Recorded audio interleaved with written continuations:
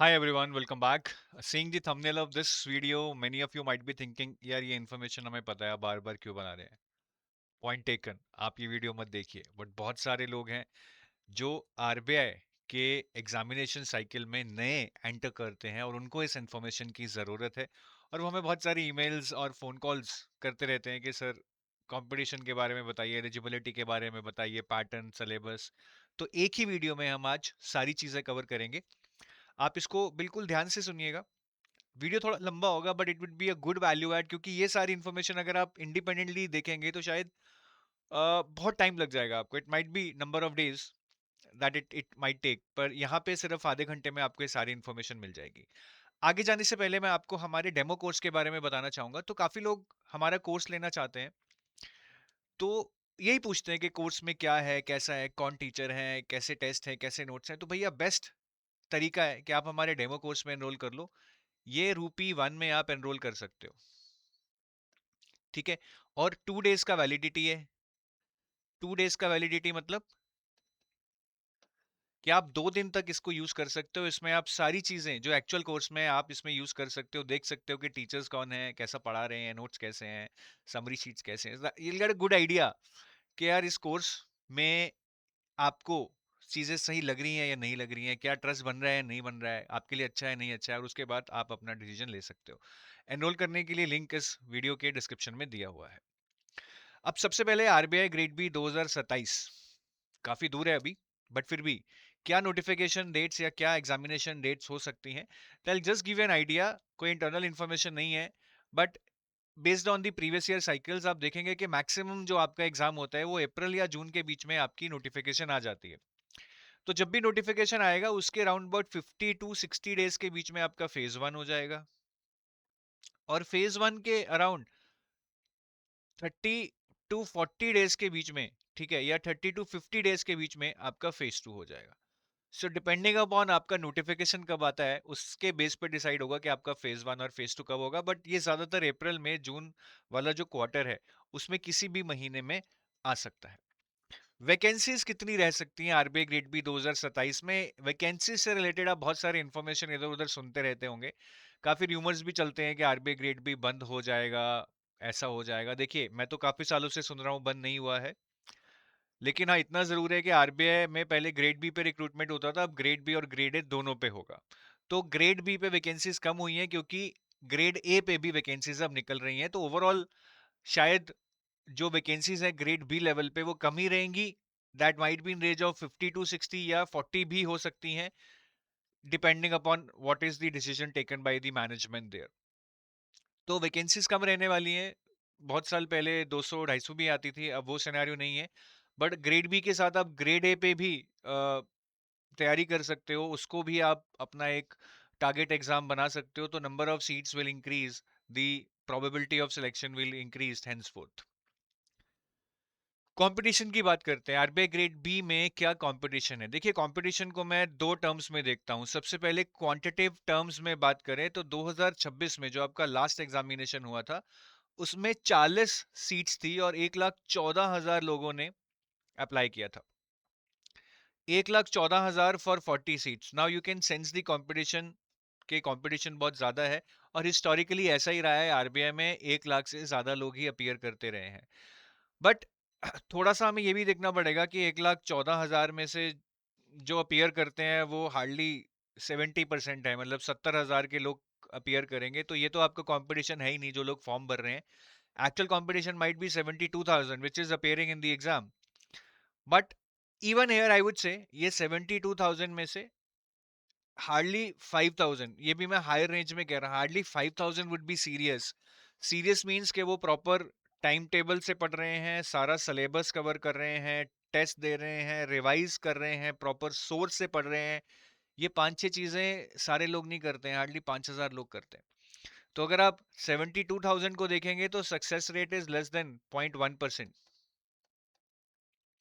But 5,000 को देखेंगे तो सक्सेस रेट टिपिकली थोड़ा हायर दिखेगा क्योंकि कंपटीशन आपको कम होता दिखेगा. That's all on the perspective. आप अपना पर्सपेक्टिव क्या बनाते हैं उसी के बेस पे आप देखेंगे कि आप मोटिवेटेड रहेंगे या नहीं रहेंगे. अब हम बात करते हैं एलिजिबिलिटी की. तो एलिजिबिलिटी में बेसिकली 3 पैरामीटर्स आते हैं हमारे. एज, एक हमारी पढ़ाई क्या है और हमें एक्सपीरियंस कितना है. आरबीआई में एक्सपीरियंस 0 चाहिए आपको, फ्रेशर अप्लाई कर सकते हैं, किसी भी एक्सपीरियंस की जरूरत नहीं है। एज की बात करें तो एज में जो क्राइटेरिया है कि आप 21 साल से बड़े होने चाहिए और 30 साल से छोटे होने चाहिए। अगर आप 30 साल के हो गए हैं या 30 साल से ऊपर हो गए हैं, आप एलिजिबल नहीं है। और ये जो एज है आपकी एक कट ऑफ डेट पे कैलकुलेट की जाती है। वो कट ऑफ डेट क्या होगी? जो आपका नोटिफिकेशन आएगा, जैसे आपका नोटिफिकेशन आता है सपोज मई में, तो जिस मंथ में नोटिफिकेशन आएगा उस मंथ की फर्स्ट डेट यानी कि first of May will be the cut off date. मतलब फर्स्ट ऑफ मई को आपकी एज का ये क्राइटेरिया फुलफिल होना चाहिए। ठीक है, 21 से बड़ा या 21, 30 से छोटा, 30 साल नहीं हो सकता। एससी एसटी को 5 साल का रिलैक्सेशन है, ओबीसी को 3 साल का रिलैक्सेशन है और पीडब्ल्यूबीडी को 10 साल का रिलैक्सेशन है। पीडब्ल्यूबीडी को इवन क्यूमुलेटिव रिलैक्सेशन भी अलाउड है। अगर आप पीडब्ल्यूबीडी हैं तो आप ये 10 साल तो लेंगे, साथ में अगर आप एससी एसटी हैं तो ये 5 साल भी आपको मिलेंगे, ओबीसी हैं तो ये 3 साल भी आपको मिलेंगे। तो ये तो बेसिक रिलैक्सेशन होगी। कुछ और भी रिलैक्सेशन है। अगर आपका फाइनेंशियल डोमेन में एक्सपीरियंस है, जैसे कि अगर आप किसी फाइनेंशियल इंस्टीट्यूशन में, जैसे कि शेड्यूल्ड कमर्शियल बैंक या किसी इंश्योरेंस कंपनी जो कि पब्लिक सेक्टर में है, या ऑल इंडिया फाइनेंशियल इंस्टीट्यूशन में जॉब कर चुके हैं, तो आपको रिलैक्सेशन मिलेगा equivalent to your experience, but maximum of 3 years। 3 years is the maximum relaxation you can get. मतलब अगर आपका एक्सपीरियंस 1 साल का है तो 1 साल का मिलेगा, 2 साल का एक्सपीरियंस है तो रिलैक्सेशन 2 साल का मिलेगा, 3 साल का है तो रिलैक्सेशन 3 साल का मिलेगा, 4 साल का है तब भी रिलैक्सेशन 3 साल का ही मिलेगा। This is the maximum you can gate. और ये एक्सपीरियंस इन्हीं इन्हीं चीजों में होना चाहिए। आप बोले मेरा इन्फोसिस में एक्सपीरियंस है, टीसीएस में एक्सपीरियंस है, वो नहीं माना जाएगा। Scheduled commercial bank, public sector insurance companies and all India financial institutions. और इन्होंने नोटिफिकेशन में बहुत डिटेल में बताया है कि शेड्यूल कमर्शियल बैंक्स में कोई भी बैंक जो आरबीआई के सेकंड शेड्यूल में है, आरबीआई एक्ट के, इट कैन बी प्राइवेट और पब्लिक, डजंट मैटर, एचडीएफसी भी एलिजिबल है, एसबीआई भी एलिजिबल है। पब्लिक सेक्टर इंश्योरेंस कंपनीज में आपकी ये कंपनीज आती हैं जी, एलआईसी हो गई, जीआईसी हो गई, न्यू इंडिया इंश्योरेंस कंपनी होगी, यूनाइटेड इंडिया इंश्योरेंस होगी, ओरिएंटल इंश्योरेंस होगी, नेशनल इंश्योरेंस होगी, एग्रीकल्चर इंश्योरेंस होगी। ये सारी इंश्योरेंस कंपनीज आपकी पब्लिक सेक्टर इंश्योरेंस कंपनीज के अंडर आती हैं। फिर ऑल इंडिया फाइनेंशियल इंस्टीट्यूशंस, यहाँ पे आपका Exim bank, NABARD, NHB, SIDBI और नैफेड आ गया। बाकी आरबीआई तो है ही, रिजर्व बैंक ऑफ इंडिया खुद तो इस लिस्ट में है ही। तो इन लोगों को जो फाइनेंशियल एक्सपीरियंस है उसके बेस पर रिलैक्सेशन मिलता है, जो कि मैंने बताया is equivalent to your experience but maximum of 3 years। तो ये तो एज की बात होगी, आई होप क्लियर है। 21 या 21 से बड़ा और 30 से छोटा। एजुकेशनल क्वालिफिकेशन में भी अच्छी बात यह है कि आरबीआई कोई भी स्पेशलाइज्ड एजुकेशन रिक्वायरमेंट नहीं मांगती है कि आपका जी फाइनेंस या इकोनॉमिक्स में एजुकेशन होना चाहिए। आरबीआई बोलती है कि आपने ग्रेजुएशन अगर कर रखा है किसी भी डिसिप्लिन में, it can be math, science, arts, bio, physics, physical education, it can be anything, but it should be graduation with minimum 60% marks, या फिर पोस्ट ग्रेड अगेन किसी भी फील्ड में, but with minimum 55% marks. Post graduation mandatory नहीं है, यहां पे और लिखा है, ध्यान से देखो, या तो ग्रेजुएशन हो या पोस्ट ग्रेजुएशन हो। बस पोस्ट ग्रेजुएशन में आपको कम मार्क्स चाहिए। तो कई बार क्या होता है, किसी ने ग्रेजुएशन कर रखी है, उसके ग्रेजुएशन में 50% है, 60% नहीं है, तो पोस्ट ग्रेड भी उसने कर रखी है, पोस्ट ग्रेड में 55% है, 60% है, तो वो पोस्ट ग्रेड के बेस पे एलिजिबल हो जाएगा, ग्रेजुएशन के बेस पे एलिजिबल नहीं होगा। बट अगर आप ग्रेजुएट हैं और 60% या उससे ऊपर रखते हैं तो आपको पोस्ट ग्रेजुएशन की जरूरत नहीं है। अब इसमें भी रिलैक्सेशन है। एससी एसटी और पीडब्ल्यूबीडी को 55% चाहिए, 60% नहीं, ग्रेजुएशन में। और पोस्ट ग्रेजुएशन में तो एससी एसटी पीडब्ल्यूबीडी को पास मार्क्स चाहिए, कोई भी परसेंटेज क्राइटेरिया नहीं है।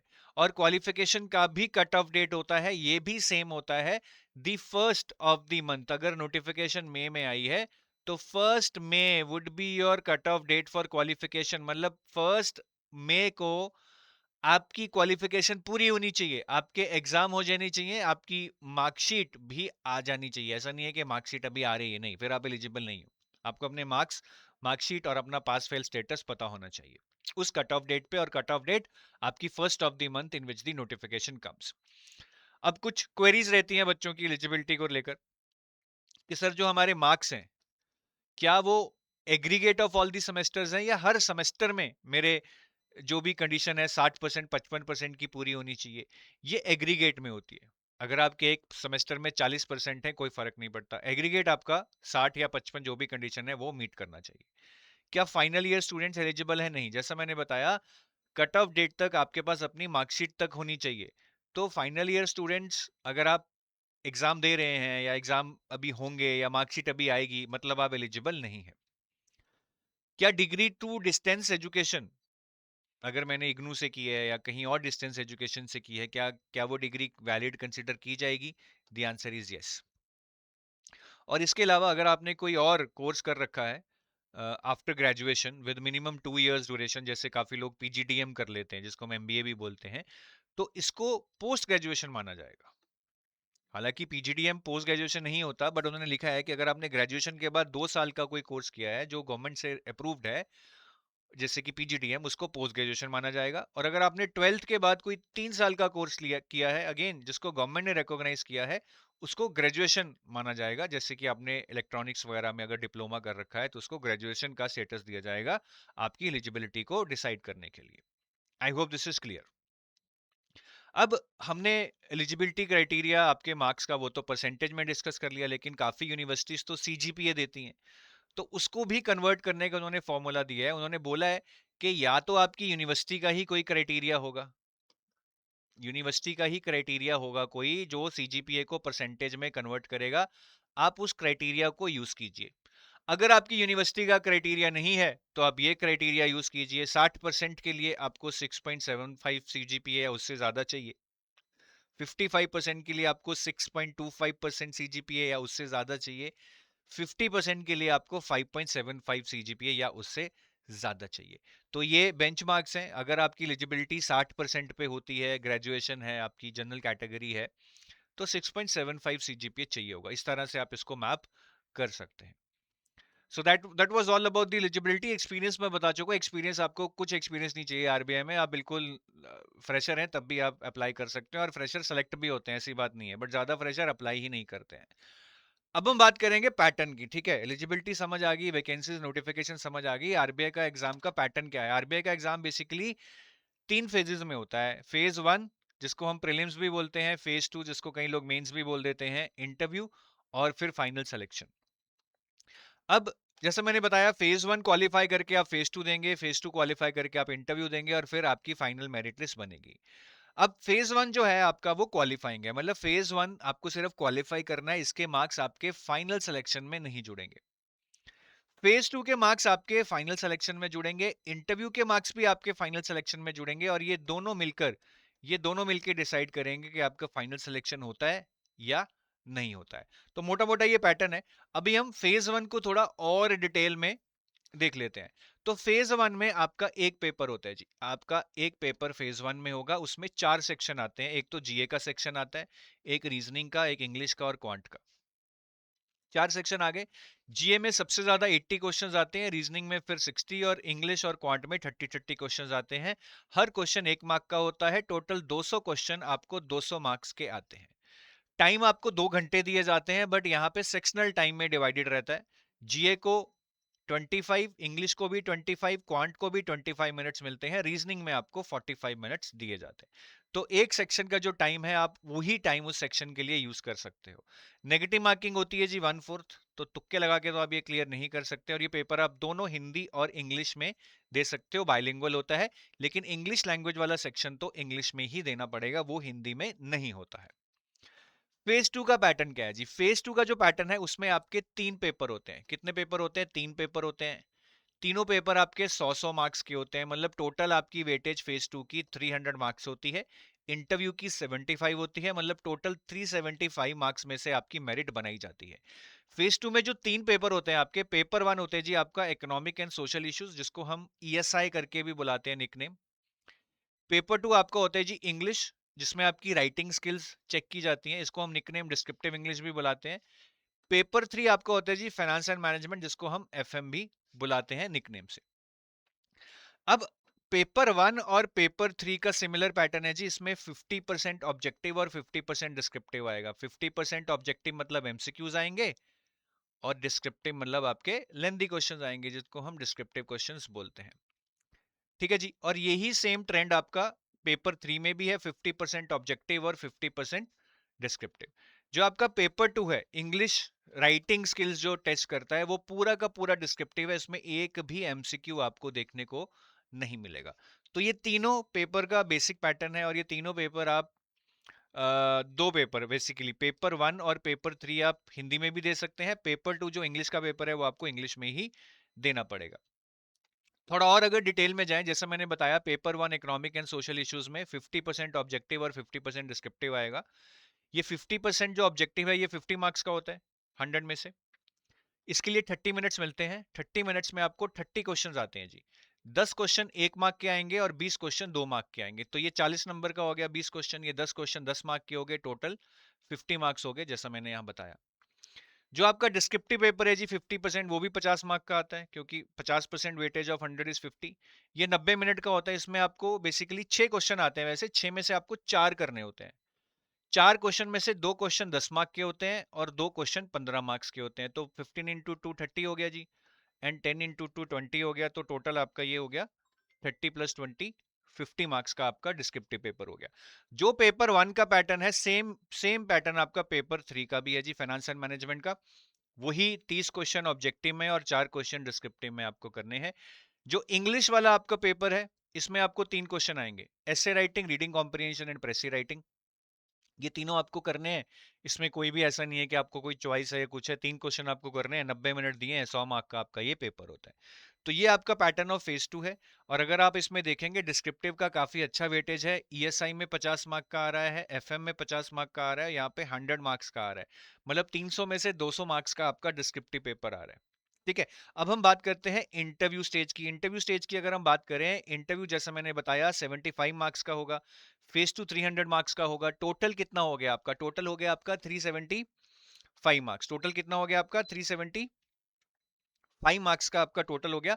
इंटरव्यू का वेटेज यहाँ पे काफी अच्छा है जी, 375 में से 75 मार्क्स, मतलब 20% वेटेज है आपका आरबीआई में इंटरव्यू का, which is even higher than UPSC. UPSC में 15% होता है, तो ये बहुत हाई वेटेज है। इंटरव्यू को हमें बिल्कुल भी आसानी से नहीं लेना है कि हो जाएगा। और यहाँ पे वेरिएशन ऑफ मार्क्स भी बहुत है। 75 में से लोगों के 10-10 मार्क भी आते हैं, 70-70 मार्क्स भी आते हैं।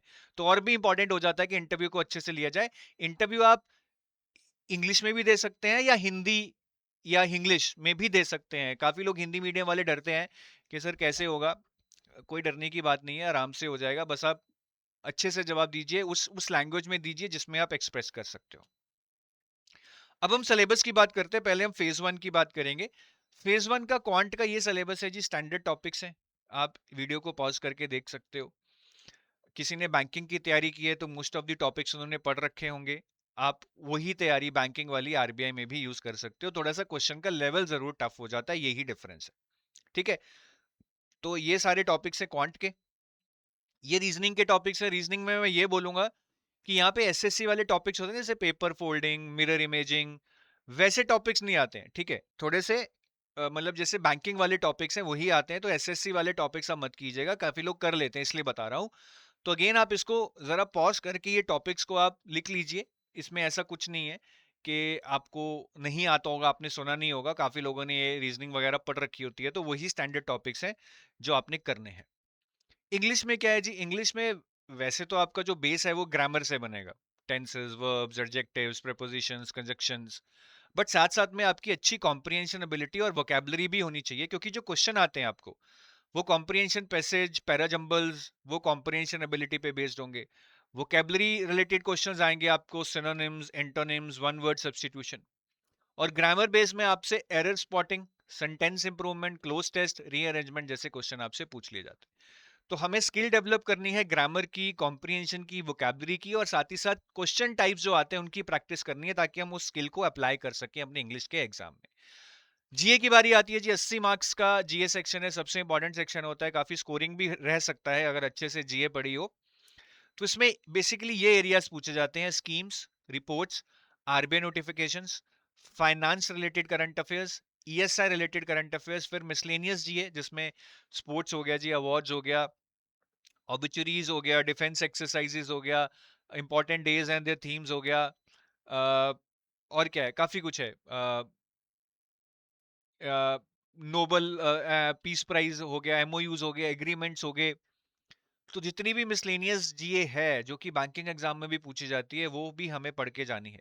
और स्टैटिक जीए भी पूछी जाती है जी, जैसे माउंटेन्स हो गए, रिवर्स हो गए, डैम्स हो गए, नेशनल पार्क्स हो गए, टाइगर रिजर्व्स हो गए, ज्योग्राफी के ऊपर पूछ पूछ लिया, थोड़ा सा मॉडर्न हिस्ट्री के ऊपर पूछ लिया, इंटरनेशनल रिलेशंस में भी पूछ लेते हैं, ऑर्गेनाइजेशंस के बारे में, सार्क के बारे में, डब्ल्यूटीओ के बारे में। तो ये स्टैटिक चीजें हैं, ये भी हमें पढ़ के जानी है। इसका वेटेज भी पिछले 2 साल में काफी बढ़ रहा है। ओवरऑल अगर आप मुझसे पूछेंगे कि स्कीम्स कितने नंबर की आएंगी, रिपोर्ट्स, आरबीआई नोटिफिकेशन कितने नंबर की आएंगी, ये वेटेज चेंज होता रहता है हर साल। आजकल तो बहुत ही ज्यादा चेंज हो रहा है, तो मैं ऐसा कोई वेटेज नहीं पुट ऑन करना चाहूंगा, ठीक है। बट एक टाइम था आरबीआई नोटिफिकेशन 20+ नंबर की आ रही थी, अब इनका वेटेज 4 या 5 नंबर का रह गया है। एक वक्त था मिसलेनियस करंट अफेयर्स ये वाले मैक्सिमम 10 से 15 नंबर के आ रहे थे, अब ये 35 नंबर के आ रहे हैं। तो आपको सारे ही करके जाना है, बट जो ट्रेंड है इट इज मोर टुवर्ड्स के आप, ये नंबर 1 है, स्टैटिक जीए नंबर 2 है, फिर फाइनेंस और ईएसआई के करंट अफेयर्स नंबर 3 है, सबसे कम स्कीम्स, रिपोर्ट्स और आरबीआई नोटिफिकेशंस आ रहे हैं, जो हमारी प्रायोरिटी 4 होगी। तो ये 1 2 3 ट्रेंड के बेस पे बता रहा हूँ, बट ये किसी भी साल चेंज हो सकता है। आप ऐसा मत सोचिएगा कि आरबीआई नोटिफिकेशंस अगर 2 साल से कम आ रही हैं तो अभी इसको नहीं पढ़ना है, स्कीम्स अगर 2 साल से कम आ रही हैं तो इसको नहीं पढ़ना है। सारा पढ़ना है जी, सारा पढ़ना है। मैं बार बार बता रहा हूँ आपको, an aspirant who aspires to clear the exam has to deserve it first, और डिजर्व तभी आप करोगे अगर आप सारा सिलेबस पढ़ के जाओगे। और करंट अफेयर्स जो फेज 1 में पूछे जाते हैं, ज्यादातर 3 या 5 महीने तक के पूछे जाते हैं। हम to be on the safer side यही रिकमेंड करते हैं कि आप 5 months prior to our examination के जो करंट अफेयर्स है वो पढ़ जाओ, ताकि एग्जाम में कुछ चोकिंग ना लगे आपको। फेज 2 की सिलेबस की बात करें तो सबसे पहले तो फेज 2 का सिलेबस नोटिफिकेशन में दिया हुआ है। फेज 1 का तो दिया ही नहीं हुआ ना, क्वांट रीजनिंग इंग्लिश का तो कोई सिलेबस नहीं दिया हुआ, फेज 2 का दे रखा है। बट मैं यही आपसे रिक्वेस्ट करूंगा कि फेज 2 का सिलेबस जो आपकी नोटिफिकेशन में दिया है आप उसको समझिए, वो इंडिकेटिव है। ऐसा नहीं है एग्जॉस्टिव है कि अगर वहां पे एक वर्ड लिखा है बस उसी में से पूछा जाएगा और कहीं से नहीं पूछा जाएगा, ऐसा नहीं होता, ये कॉम्पिटेटिव एग्जाम है। तो फेज 2 का सिलेबस जो आपको दिया है वो इंडिकेटिव है, एग्जॉस्टिव नहीं, ये चीज याद रखना। तो एक एक करके फेज 2 का सिलेबस देखते हैं, मोटा मोटा मैं आपको बता दूंगा। एफएम, ईएसआई और इंग्लिश का। एफएम की बात करें तो एफएम में बेसिकली 2 सब्जेक्ट हैं, फाइनेंस और मैनेजमेंट। दोनों का वेटेज जनरली 50-50 मार्क्स रहता है, कभी कभार फाइनेंस या मैनेजमेंट ज्यादा भी आ जाता है, दूसरा कम रह जाता है, बट काफी बार 50-50 भी रहा है। तो अगर मैं सबसे पहले मैनेजमेंट की बात करूं, मैनेजमेंट का जो सिलेबस नोटिफिकेशन में दिया है, मैंने मेन मेन चैप्टर्स आपके येलो में हाईलाइट कर दिए हैं।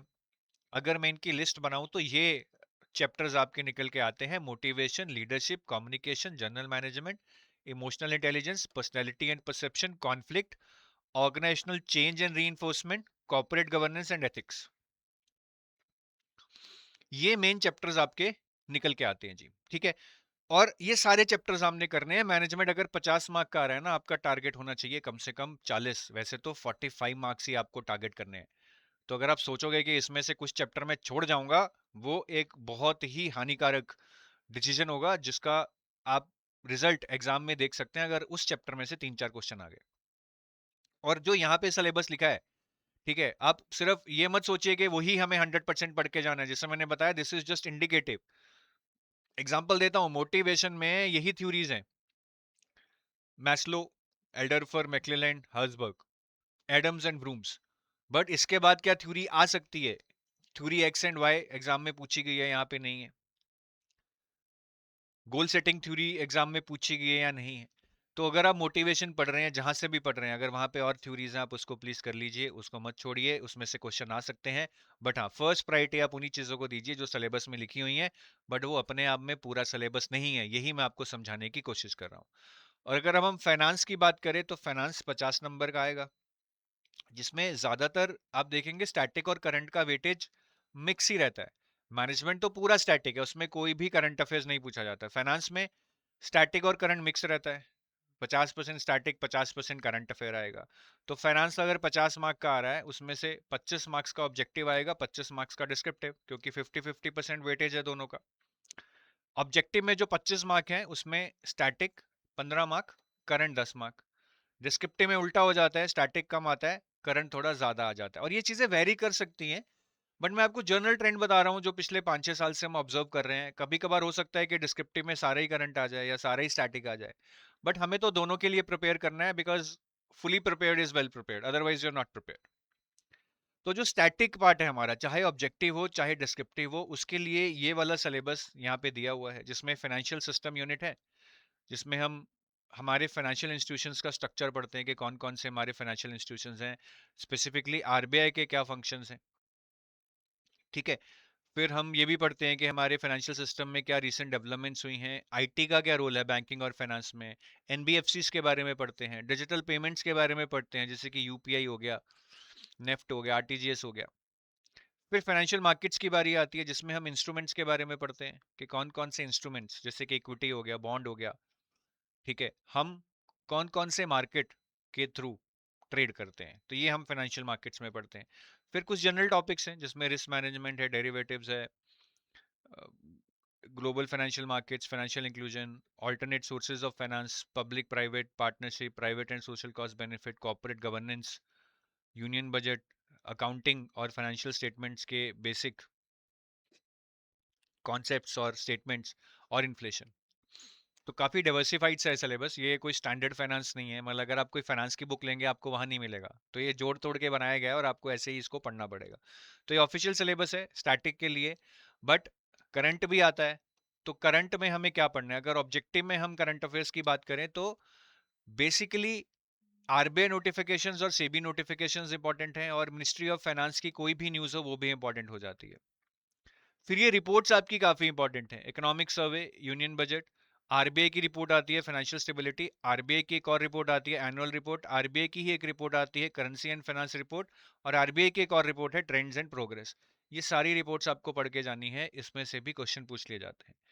इसके अलावा आपके और भी टॉपिक्स हैं, जैसे कि डिजिटल बैंकिंग हो गया, फाइनेंशियल इंक्लूजन हो गया, रिस्क मैनेजमेंट हो गया, जो आपके फेज 2 के सिलेबस में है।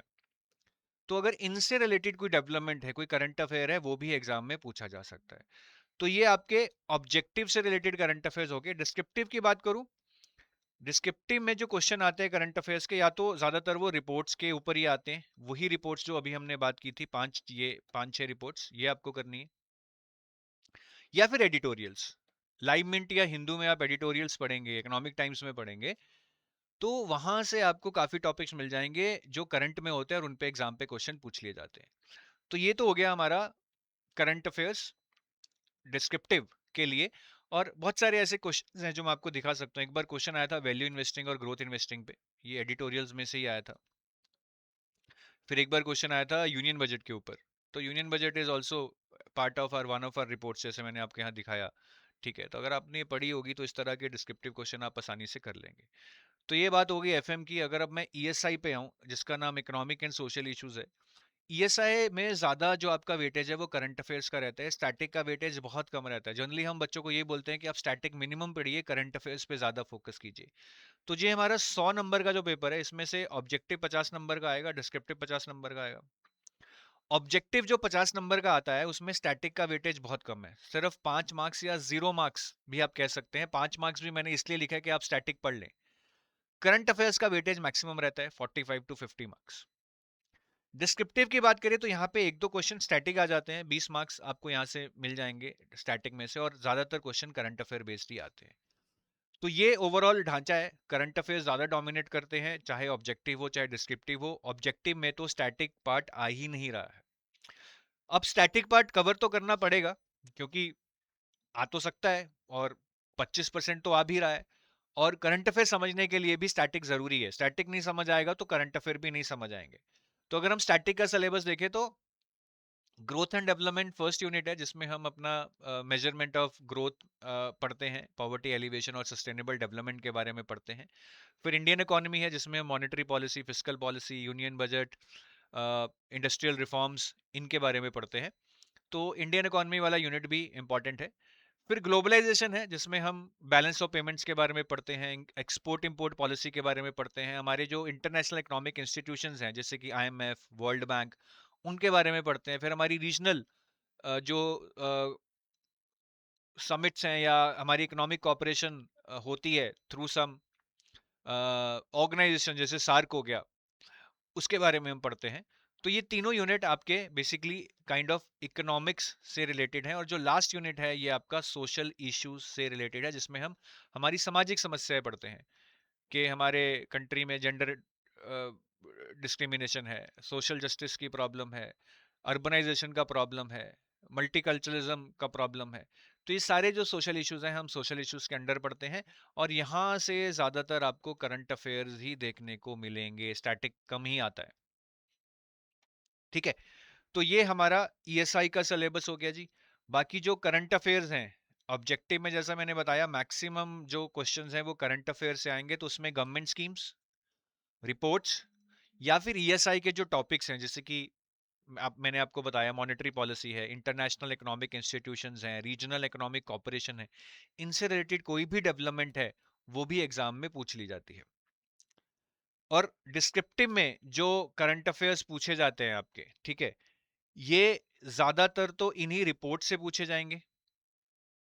ठीक है, जो हमने यहां भी डिस्कस की थी, ये सेम रिपोर्ट्स। कौन कौन सी रिपोर्ट्स हैं? इकोनॉमिक सर्वे हो गया, बजट हो गया, world development report, world economic report, या फिर वही आरबीआई की रिपोर्ट होगी, FSR, currency and finance, RBI annual report, reports on trends and progress in banking industry. और भी कोई रिपोर्ट जो आपके फेज 2 के सिलेबस से रिलेटेड हो। फेज 2 के सिलेबस में आप देखते हैं जैसे जेंडर इक्वालिटी है, एनवायरनमेंट है, पॉवर्टी है, माइग्रेशन है, अर्बनाइजेशन है, इससे रिलेटेड कोई रिपोर्ट आती है वो भी इंपॉर्टेंट है। तो ये सारी रिपोर्ट्स मुझे ऑब्जेक्टिव के लिए भी पढ़नी है और डिस्क्रिप्टिव के लिए भी पढ़नी है। साथ में मुझे डिस्क्रिप्टिव के लिए एडिटोरियल्स पढ़ने हैं, क्योंकि एडिटोरियल्स में से भी काफी क्वेश्चन पूछ लिए जाते हैं। और ईएसआई के लिए एडिटोरियल्स पढ़ना है हमने दी हिंदू न्यूज़पेपर से। तो ये देखिए क्वेश्चन आया था इंडिया एम्प्लॉयमेंट रिपोर्ट पे। तो एम्प्लॉयमेंट हमारे सिलेबस में है। अगर आप ईएसआई का सिलेबस देखेंगे, एम्प्लॉयमेंट हमारे सिलेबस में है। अगर आप देखेंगे, ये देखिए एम्प्लॉयमेंट जनरेशन, तो टॉपिक से रिलेटेड क्वेश्चन आया है। ठीक है, और ये रिपोर्ट आईएलओ की थी, जो कि एक इम्पोर्टेंट ऑर्गेनाइजेशन है।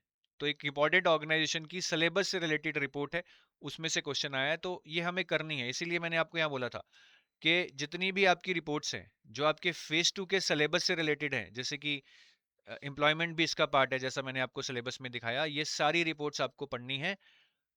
ठीक है, और बेसिकली जो फेज 2 के करंट अफेयर्स हैं वो आपको 6 to 9 मंथ्स के लिए पढ़ने हैं। फेज 1 में मैंने आपको बताया था 3 to 5 मंथ्स। यहाँ पे जो भी रिपोर्ट्स, स्कीम्स, जो भी आप पढ़ रहे हैं फेज 2 के लिए, वो 6 to 9 मंथ्स का हॉरिजॉन लेके आप पढ़िए। 9 मंथ्स कर लेंगे तो अच्छा रहेगा। डिस्क्रिप्टिव इंग्लिश की बात करें तो डिस्क्रिप्टिव इंग्लिश में जैसा मैंने बताया 3 क्वेश्चन आते हैं, 90 मिनट का पेपर होता है, 100 मार्क का पेपर होएगा। तो एक आपको एस्से आएगा, एक प्रेसी आएगी, एक कॉम्प्रिहेंशन आएगी। प्रेसी और कॉम्प्रिहेंशन जर्नली हमारे न्यूज़पेपर्स आर्टिकल्स में से ही निकाली जाती है, बट आप इतने पढ़ नहीं पाएंगे कि मैं सारे आर्टिकल्स पढ़ जाऊं, उसी में से आएगा, उतना पॉसिबल नहीं है। ऐसे में आपको 4 या 5 ऐसे आते हैं, आपको एक लिखना होता है, और वो ऐसे अलग अलग एरिया से होंगे। एक ऐसे टॉपिक आपका इकोनॉमी, फाइनेंस या मैनेजमेंट पे होगा, जो आपके मेन सब्जेक्ट्स हैं। एक टॉपिक जनरली सोशल इश्यूज पे होगा, जैसे कि gender discrimination, women empowerment, illiteracy, जो भी हमारी सामाजिक समस्याएं हैं। एक जनरली एब्स्ट्रैक्ट होता है, moon is round, if you keep learning you are young, if you don't learn you are old, इस तरह के टॉपिक। फिर टेक्नोलॉजी या इंटरनेट पे भी रहता है, role of media in role of media in communication. ठीक है, role of AI, AI technology होगी, role of AI in banking. इस तरह के टॉपिक आपसे पूछ लिए जाते हैं। तो ये हमारा डिस्क्रिप्टिव इंग्लिश का पार्ट हो गया। अगर हम अब सैलरी की बात करें, देखिए सैलरी जनरली आरबीआई ऑफिसर्स की अच्छी मानी जाती है। 40 लाख सीटीसी तक आरबीआई ऑफिसर्स को मिलता है आज की डेट में, बट ये सीटीसी है, ऐसा नहीं है कि आपको सारा इन हैंड मिलेगा। इसमें से काफी तो कट जाएगा, अराउंड 30 से 35 हजार तो आपका कट जाएगा जी, टैक्स और एनपीएस में। ये तो आपको नहीं मिलेगा। ठीक है, फिर जो लोग आरबीआई का अकोमोडेशन लेते हैं, 9 से 10 लाख उनका उसके लिए कट जाता है, क्योंकि आरबीआई आपको अकोमोडेशन दे रहा है। ठीक है, तो आप ये लेके चलो कि 2 लाख और 2.5 लाख के बीच में आपको इन हैंड आ जाएगा, अगर आप अगर आप आरबीआई का अकोमोडेशन नहीं लेते हैं। ठीक है, क्योंकि काफी ज्यादा इसमें से अलाउंसेस भी होते हैं जो आपको मंथली नहीं मिलते हैं, ईयरली मिलेंगे। कुछ अलाउंसेस आपको 3 साल बाद मिलेंगे, 5 साल बाद मिलेंगे। फिर भी I think 2.5 lakh is a good amount of money अगर आप इन हैंड ले रहे हो। 50-60 हज़ार किराया भी दे दोगे तब भी 2 लाख बचता है, which you can manage your expenses. तो ये अलाउंसेस हैं, अगर हम बेसिक अलाउंसेस मान लें तो ये तकरीबन ये पुरानी है। इसके बाद ये अगर आप सीटीसी मिलाएंगे सारा मिला के, ये 35 लाख बनेगा। लेकिन उसके बाद दोबारा सैलरी बढ़ गई है, 40 लाख सीटीसी अब तकरीबन हो गया आरबीआई ग्रेड बी ऑफिसर्स का। तो इसमें आपको ये बेसिक अलाउंसेस मिलते हैं अराउंड 2,18,000 के। फिर और भी मंथली अलाउंस मिलते हैं, जिसमें पेट्रोल मिलता है, मेड का अलाउंस मिलता है, इंटरनेट का, न्यूज़पेपर का, लैंडलाइन का, Sodexo coupons, equipment maintenance, children education के लिए भी मिलता है। अगर आपके बच्चे हैं तो 13,500 पर चाइल्ड आपको एजुकेशन के लिए मिलेगा। ये टोटल 55,000 हो जाता है पर मंथ। फिर ईयरली अलाउंसेस मिलते हैं जो साल के एंड में मिलते हैं। बुक ग्रांट, मेडिकल डिक्लेरेशन, मतलब आपका जो भी मेडिकल का खर्चा हुआ है आपको बस डिक्लेयर करना है, हुआ नहीं हुआ अप टू 13,000 आप ले सकते हो। फिर फर्नीचर अलाउंस, ये ईयरली नहीं मिलता, ये बेसिकली 5 साल में एक बार मिलता है, और ये कुछ 3-3.5 लाख आपको मिलता है 5 साल बाद। स्पेक्टिकल अलाउंस मिलता है 15,000 रुपये महीना, बट अगेन ये उन्हीं को मिलता है जो स्पेक्टिकल पहनते हैं, अगर आप पहनते ही नहीं हो तो नहीं मिलेगा।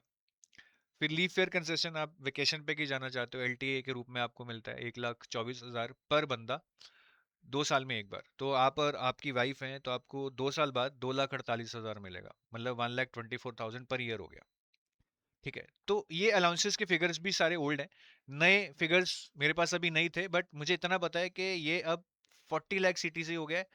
लेकिन अगर आप ये सारी फिगर्स मिलाएंगे जो मैंने यहाँ पे लिखी हैं, ये तकरीबन 34-35 लाख बनेगा। तो ये सारे अलाउंसेस अब बढ़ चुके हैं, मैं उस पर एक अलग वीडियो बना दूंगा, बट आपको जस्ट एक आइडिया दे रहे हैं। ठीक है, अगेन मैं यहाँ पे एग्जैक्ट फिगर में नहीं जाना चाहता, आपको एक आइडिया दे रहा हूँ कि अगर आप आरबीआई ग्रेड बी ऑफिसर बनते हैं तो पैसा ठीक ठाक मिल जाएगा। You should not be worried about that, I think you should be more worried about कि तैयारी कैसे करनी है और कैसे निकलना है। तो ये ओल्ड सीटीसी है जी, 34 से 35 लाख, अब ये 40 लाख तक पहुंच चुका है। हम इस पर एक अलग वीडियो बना देंगे जैसा मैंने बताया है। और इन हैंड भी मैंने आपको बताया है 40 लाख में से 2.5 लाख तक आपको मिल जाएगा।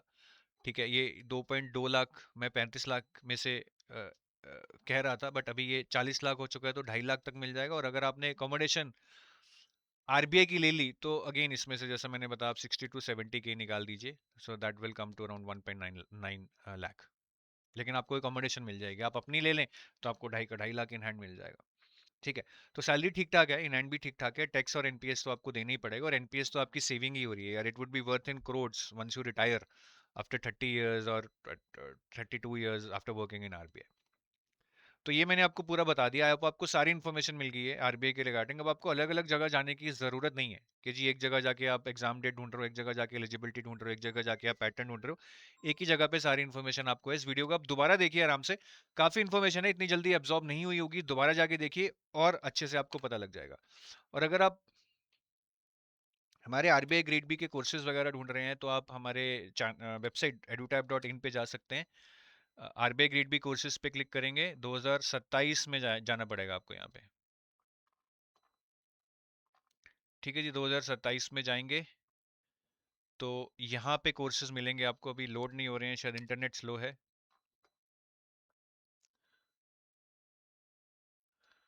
तो हमारा वैसे एक गोल्ड कोर्स है, मैं आपको ऐसे ही बता देता हूँ। गोल्ड कोर्स है जी हमारा, जो फुल फ्लेजेड कोर्स है फेज़ 1 फेज़ 2 का। एक सिल्वर कोर्स है जो सिर्फ फेज़ 2 के लिए है, उसमें आपको क्वांट रीजनिंग इंग्लिश नहीं मिलेगा, ना ही फेज़ 1 के मॉक टेस्ट मिलेंगे। तो गोल्ड कोर्स में सब कुछ मिलेगा, सिल्वर में मॉक टेस्ट नहीं मिलेंगे फेज़ 1 के, और क्वांट रीजनिंग इंग्लिश नहीं मिलेगा। बाकी टेस्ट सीरीज है फेज़ 1 2 की और फेज़ 2 की, आप दोनों में से एक ले सकते हैं। अगर आप सेल्फ प्रिपेयर कर रहे हैं, क्वालिटी क्वेश्चन हैं, मॉक टेस्ट हैं, डिस्क्रिप्टिव एवेल्युएशन भी है आपके मॉक टेस्ट की। और अगर आप डेमो कोर्स लेना चाहते हैं, उसके बारे में आपको पहले ही बता चुका हूँ, ₹1 में 2 दिन की वैलिडिटी के साथ आप ये डेमो कोर्स ले सकते हैं, and you can make up your mind कि आपको ये कोर्स सही लग रहा है या नहीं लग रहा है। So that is all from my side. Bye bye, जय हिंद।